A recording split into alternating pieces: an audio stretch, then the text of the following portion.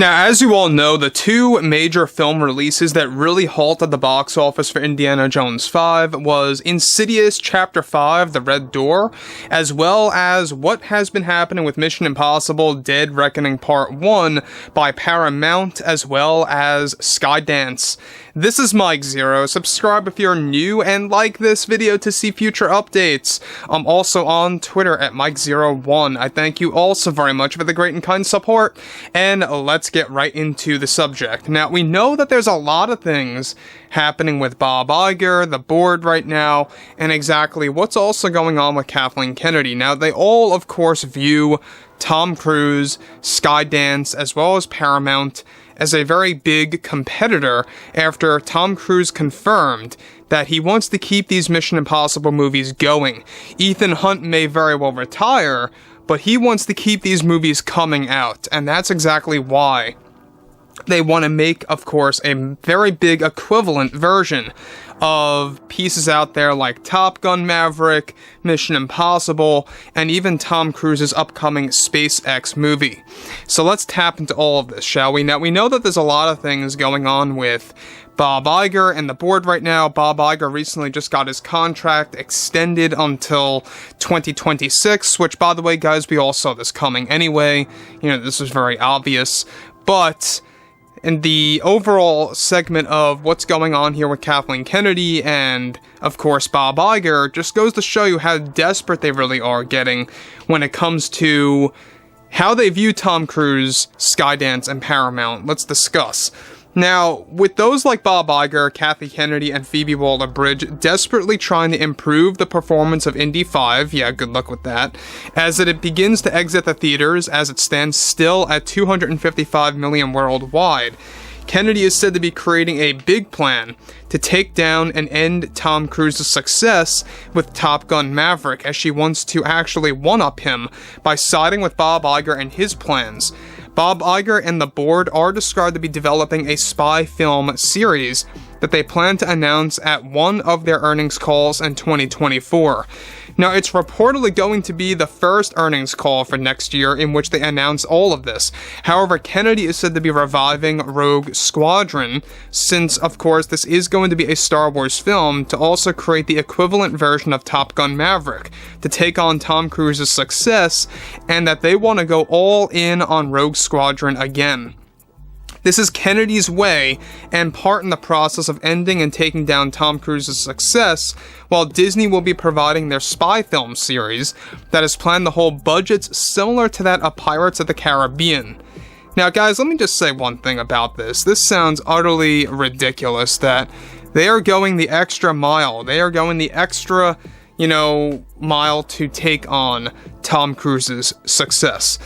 And this just goes to show you that Disney does not learn. They can't stand on their own, originality. They really can't come up with their own stuff. And after Pirates really, ended and was beginning to get very old, mind you, and when Johnny Depp got lost, and honestly, guys, all power to him for really just snubbing Disney after they begged him to come back. I thought that was the most satisfying thing I have seen in a very long time. But here, you can see that people like Kennedy and Bob Iger are so naive to believe that they can take on the success of Tom Cruise's Top Gun Maverick, as well as Mission Impossible. Are they out of their minds? Now, we talked about this a couple of days ago, that they are creating a spy film series. Disney is, however, not Lucasfilm, by the way. Lucasfilm is focused on creating Rogue Squadron, which is going to be a tactic to take on Top Gun, whereas Disney alone is going to create a Disney spy film series to pretty much become the new Mission Impossible. We're not quite sure exactly down to the specifics of what it's going to be, but it is going to hold, like I said before, a similar budget to that of Pirates of the Caribbean. So they want to make it these mega blockbusters, essentially, to take on Tom Cruise. Moving on. Now, Bob Iger and the board now view Skydance, Paramount, and Tom Cruise as a very big competitor and are very envious of his success since his film has literally brought Indy 5 to a big halt. But it wasn't just Tom Cruise and his film that did that. Insidious: The Red Door brought Indy 5 to a halt as well. Both the spy film series and Rogue Squadron are planned to have top A-list actors and actresses to take on Paramount's success with Tom Cruise, and that Kennedy is very focused on making Rogue an even bigger success than Top Gun Maverick. Good luck with that, by the way. Bob Iger is now desperately trying to even buy out Tom Cruise by giving him offers to become part of the Marvel Cinematic Universe or something else connected to Disney. However, Disney has not heard anything yet in return from Paramount or Tom Cruise's agent. Everything has been radio silence since then, which is why Disney is acting with the spy film series. Now, again, on the other end of the spectrum, Tom Cruise has nothing against Disney, nor does Skydance or Paramount. This is like they are competing against somebody else that's not even competing against them. And so that just goes to show you how petty Disney really is, how petty Kathleen Kennedy really is, and how Lucasfilm acts. They should just really focus on themselves, create their own successes, and take it from there. That's the real way to go about doing things, guys. Focus on yourself and really just cancel out the noise. You know, that's really what everybody should do. And that's what Tom Cruise does, by the way. He doesn't focus on competition. He focuses basically on improving himself, improving his own movies.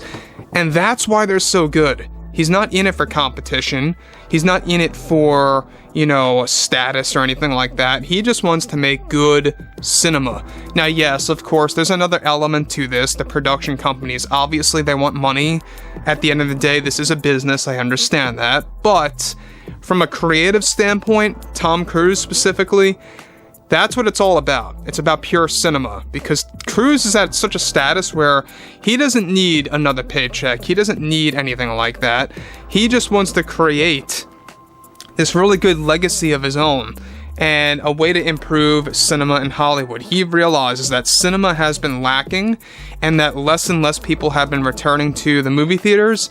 He wants to jumpstart that again, and he did so with Tom Cruise's Top Gun Maverick, and now he's going to do it again with Dead Reckoning Part 1, which, by the way, guys, is a huge hit right now. It's wrecking the box office. It is destroying Indiana Jones 5, and it just goes to show you that, well, when you have a lot of passion that goes into a project, yes, it can be seen, and yes, this is something that people do notice.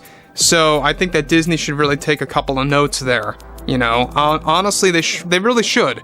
The fact that we have people like Kennedy and Bob Iger trying to take down Tom Cruise's success is just pure pettiness, and it just goes to show you that they are very much one-sided individuals that really don't know how to work their way around in Hollywood in the grand scheme, where you really should focus on audience. You really should focus on that instead of numbers. That's what it really should all be about at the end of the day.